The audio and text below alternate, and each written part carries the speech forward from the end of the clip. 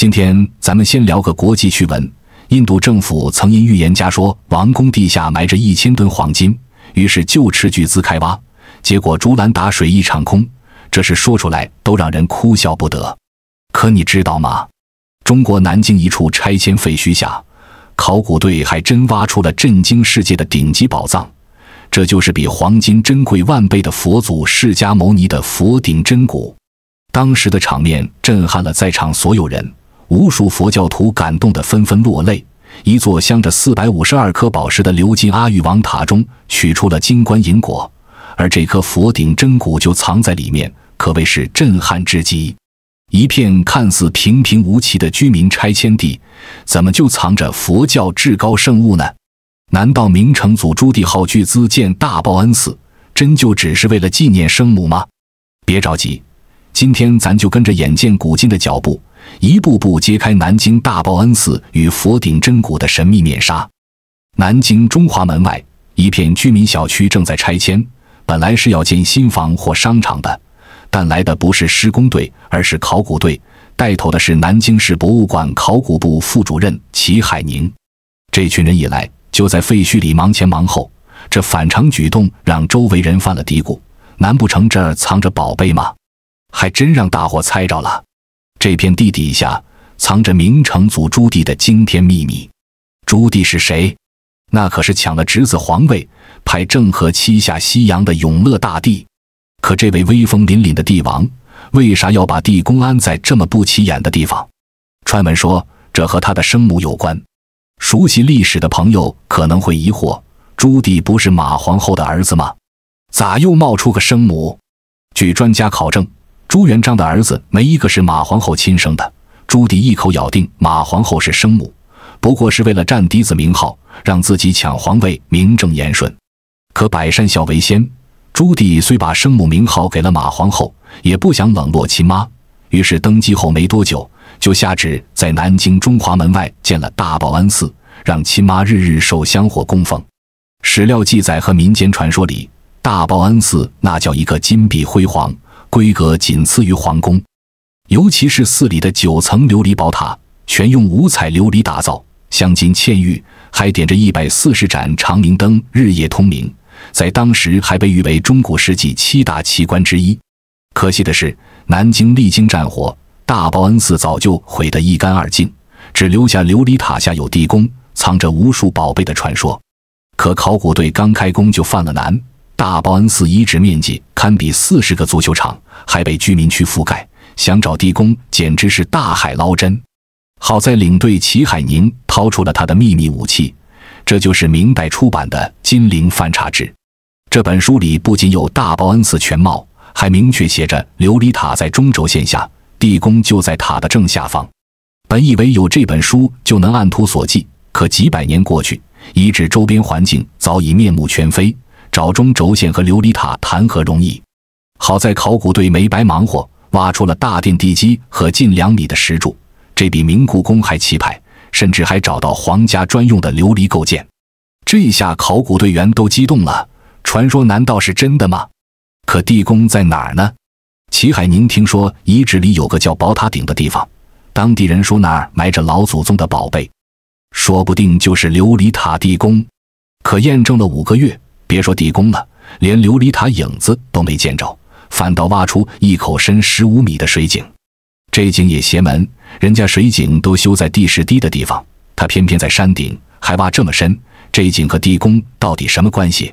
就在大伙犯愁时，拆迁区又挖出2块残破石碑，北边石碑碑身还在，托碑的碑腐坏了，南边石碑碑腐完好，碑身却没了踪影。可齐海宁见了这2块碑，却像见了宝。原来史料记载，这2块碑应该是对称立在中轴线北侧的，中间是座香水桥。很快，考古队员在2碑中间空地上发现一块青石板，长4.5米，宽2.5米，和资料里香水桥桥面的样子一模一样。凭借这3点，考古队总算确定了中轴线走向。可沿着轴线挖着挖着，大伙傻了眼，挖到的地方不正是之前挖水井的地儿吗？这到底是咋回事？这下考古队员都炸开了锅，唯独齐海宁却很淡定，让队员接着挖。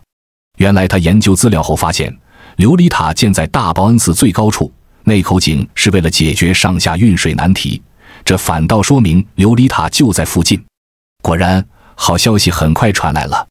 考古队员在中轴线和大报恩寺最高点交汇处挖出了一片八边形石灰地基，地基正中还有个直径 2.2 米的大圆坑，而史料里明确记载，琉璃塔就是八边形建筑，这圆坑很可能就是地宫入口。工作人员激动得不行，可一想到地宫可能的遭遇，又提心吊胆起来。为什么这么说呢？1856年，洪秀全率领太平军攻进南京，只要和佛教沾边的建筑都难逃被烧被拆的命运。最惹眼的大报恩寺自然没能幸免，一声炮响，琉璃塔化为灰烬，塔基也被炸得面目全非。之后几十年，南京天灾人祸不断，地宫会不会早就毁在战火里了？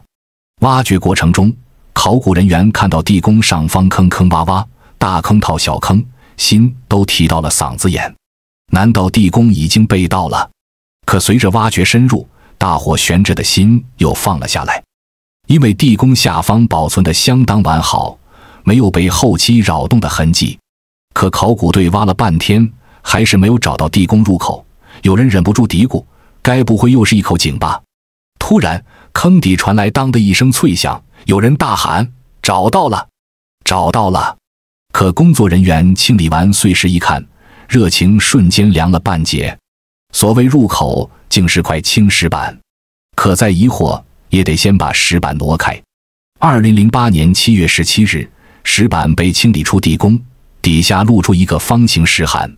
可看到这石函，考古队员更失望了。石函边长只有50厘米，又小又简陋，和朱棣好大喜功的性子完全不符。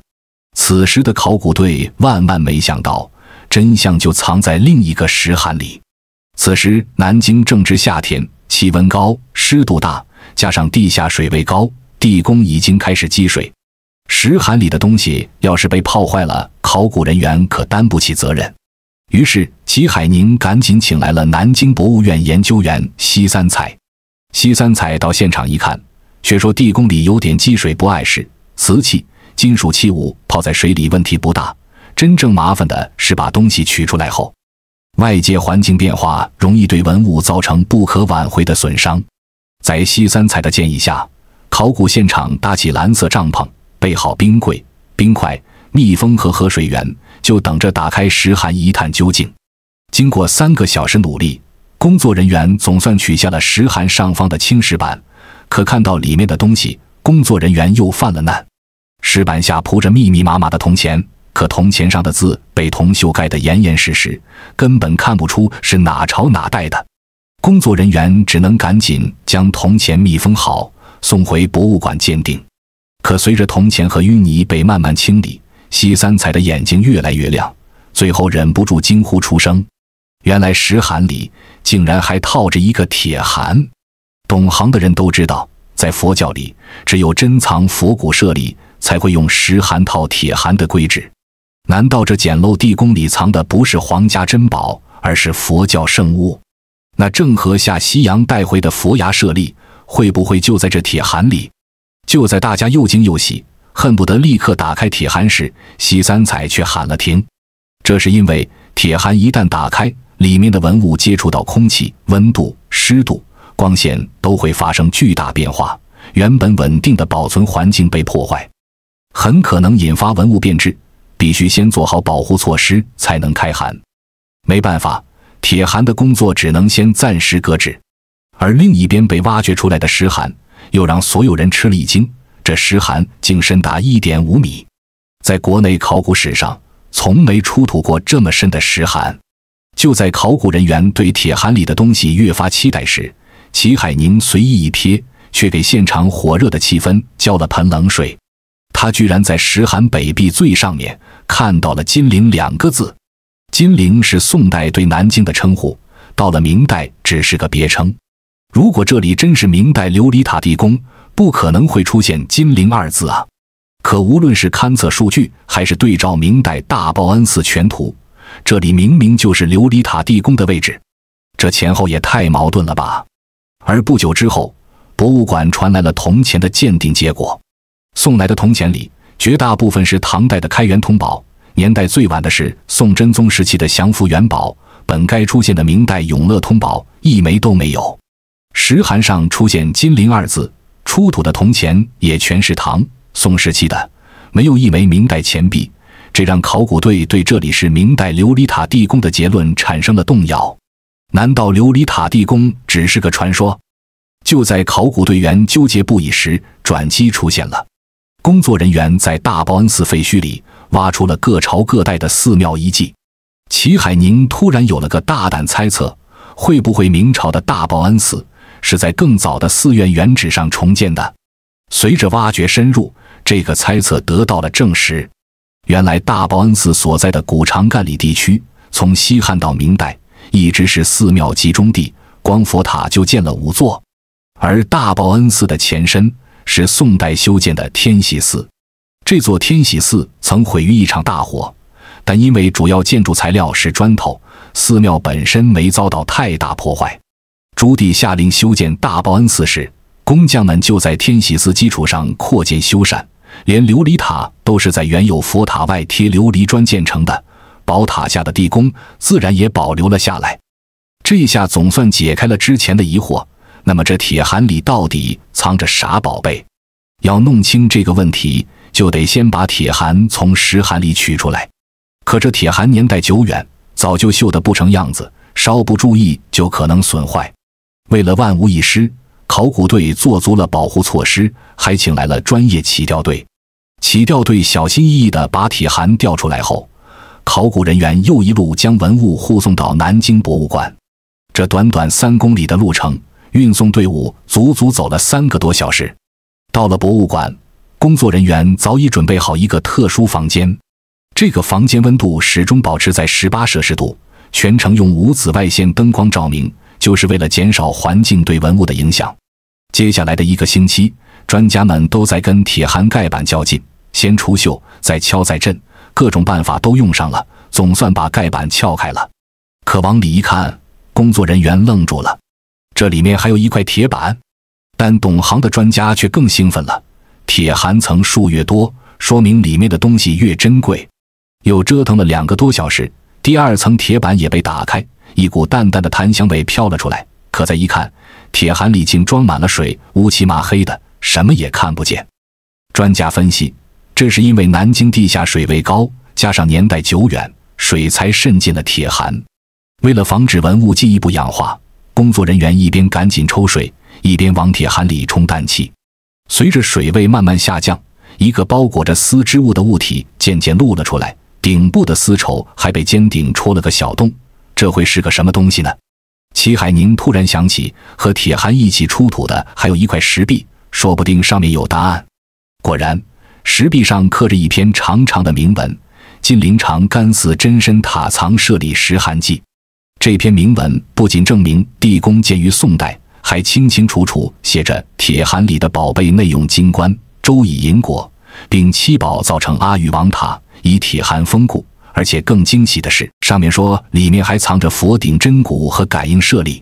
据记载，中国有19座阿育王塔，金陵长干寺塔就是其中之一。难道那个丝织物包裹的物体就是铭文中的阿育王塔？南京一个工程师名叫陈梦洛的主动请缨了。陈梦洛带领团队研究后，决定打造一个精致的机械手，外面用丝绸包裹着，这样既能稳稳夹住塔，又不会损坏塔身。2008年11月21日，考古人员先对铁函做了一次 X 光扫描，结果确认阿育王塔里面真的有类似于铭文记载的金冠银果，这让考古人员更有信心了。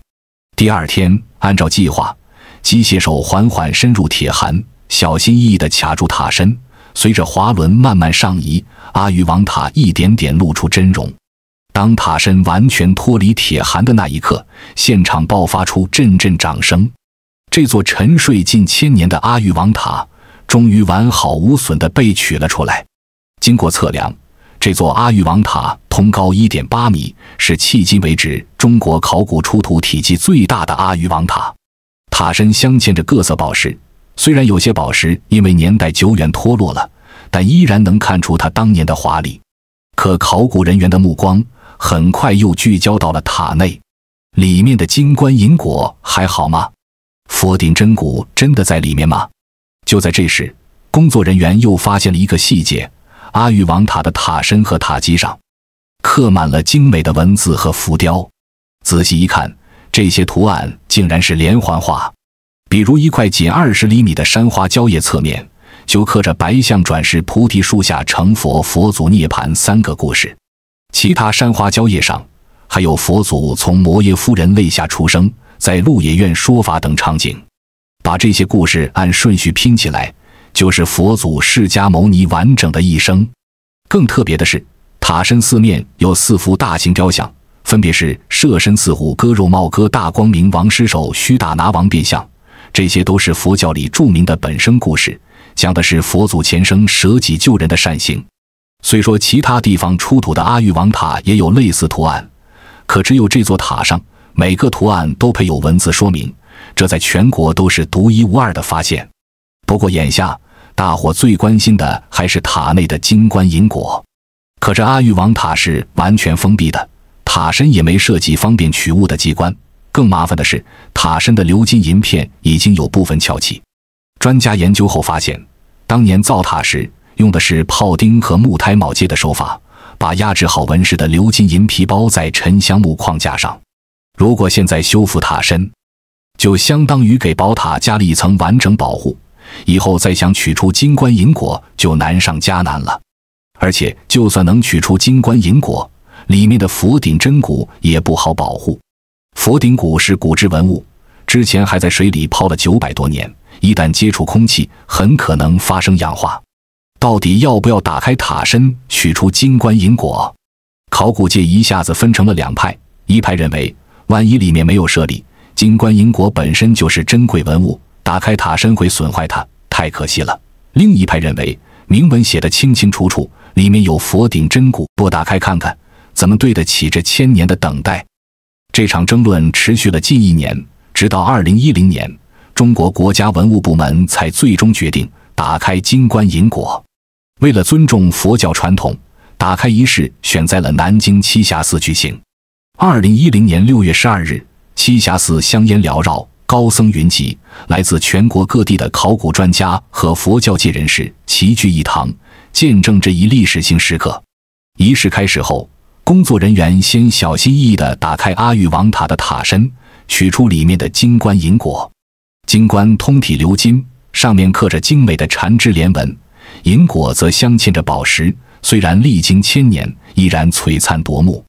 当高僧按照佛教仪轨缓缓打开金棺盖子时，所有人都屏住了呼吸。众人只见里面静静躺着一块黄白色的物体，上面布满了细小的孔洞，形状近似椭圆形，底部周长不到20公分。专家们赶紧拿出法院珠林、大唐西域记等典籍对照，佛顶真骨是佛祖释迦牟尼的头骨，颜色黄白，有清晰发孔，周长约35厘米，直径10厘米。眼前这块物体，除了尺寸因是头骨一部分稍小外，其他特征完全吻合。没错，这就是举世罕见的佛顶真骨。现场瞬间沸腾了，不少佛教徒热泪盈眶，对着佛顶真骨虔诚跪拜。可就在这时，考古人员又发现了一个奇怪的现象：铭文中提到的感应舍利10颗装在一个银瓶里，可打开银瓶一看，里面空空如也。这是怎么回事？难道感应舍利早就遗失了吗？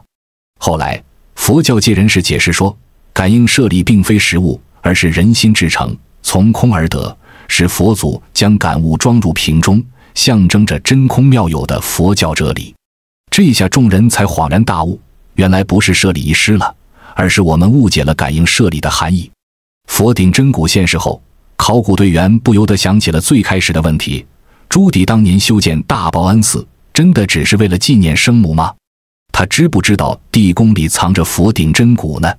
专家们查阅史料后发现，朱棣虽然以孝为名建寺，但他对佛教也极为推崇。郑和下西洋时曾带回不少佛教文物，其中就有佛牙舍利。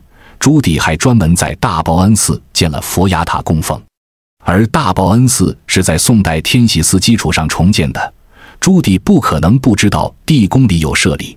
或许建寺除了尽孝，还有供奉舍利、弘扬佛法的目的。更让人惊喜的是，佛顶真骨的发现还印证了这样一段历史。唐代时，李德裕曾将长干寺的21克舍利迁走11克，留下10克，而这次发现的感应舍利数量正好是10克，与史料记载完全吻合。这说明地宫里的舍利从唐代到宋代再到明代一直被妥善保存着，从未中断。佛顶真骨现世后，被妥善保存在南京市博物馆的特殊展柜里，展柜温度、湿度、氧气含量都严格控制，防止文物氧化。而鎏金七宝阿育王塔、金冠银果、铁函等文物也一同展出，成为南京市博物馆最年轻的镇馆之宝。虽然它们有近1000年历史，但2008年才被发掘收藏，所以得了这么个有趣的称号。除开令人惊艳的佛顶真骨，考古人员在后续的研究中还发现，阿育王塔也有不少值得探究的故事。先说说它的逆天工艺，也就是鎏金工艺。这种工艺从先秦时期就有了，宋代时已经相当成熟。具体步骤分4步：第一步杀金，把黄金锻成金箔，剪成碎片，加热到400摄氏度左右，倒入汞，搅拌成金汞合剂，也就是金泥。第二步磨金，用磨炭打磨掉银器表面的锈迹，再用涂金棍把金泥和盐、矾的混合液均匀抹在银器上。第3步开金，用炭火温烤银器，让水银蒸发，黄金就固定在银器上，颜色从白色变成金黄色。第4步压光，用毛刷沾酸梅水刷洗，再用玛瑙或玉石制成的压子磨压表面，让鎏金层更致密光亮。这座阿育王塔经过4次鎏金，金层厚度达到36微米，所以历经1000年依然金光闪闪。就工艺复杂程度和精美度而言，这座塔在世界鎏金器物中都堪称顶尖水平。除此之外塔身镶嵌的452颗宝石更是讲究。工匠们要先在银板上根据宝石的形状、大小挖出对应的圆窝，再把宝石镶嵌进去，最后用炮钉固定。而且塔的内部用的是1000年不腐的沉香木做框架，既保证了塔身的稳固，又散发着淡淡的香气，这也是为什么打开铁函时能闻到檀香味的原因。再说说阿育王塔背后的故事，这就得从它的名字由来阿育王说起。阿育王原本是印度孔雀王朝的第3代国王，生活在公元前3世纪，相当于中国的战国时期。他早年好战，四处征战，杀了很多人，后来看到战争的残酷，内心忏悔，皈依了佛教，还把佛教立为国教。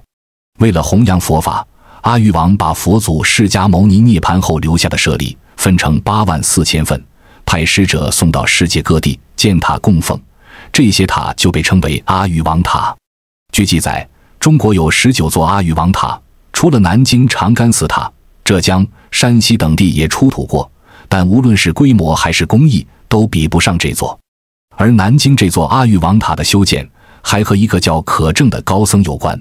可证是北宋时期的高僧，他不仅从终南山带回了玄奘的顶骨舍利，还四处奔走，劝说宋真宗修建长干寺塔，供奉佛顶真骨。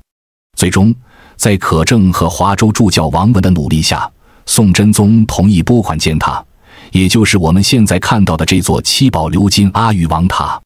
塔身的文字和图案更是藏着不少秘密，比如塔身每面边缘都是有金翅鸟图案，形状像凤凰。在佛教文化中，金翅鸟和雄狮是佛祖的左右护法，常随佛祖身边，象征着守护佛法。塔身上部每面还有文字，分别是皇帝万岁，众臣千秋，天下民安，风调雨顺。这说明建塔不仅是宗教行为，还寄托了人们对国家安定、百姓幸福的愿望。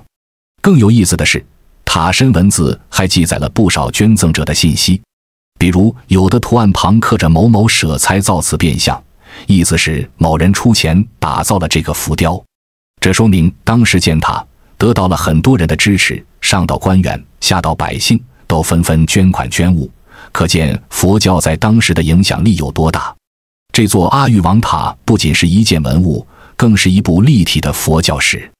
它的工艺反映了宋代手工业的水平，它的图案讲述了佛祖的生平，它的文字记载了建塔的背景，它的存在印证了佛教在中国的传播历程。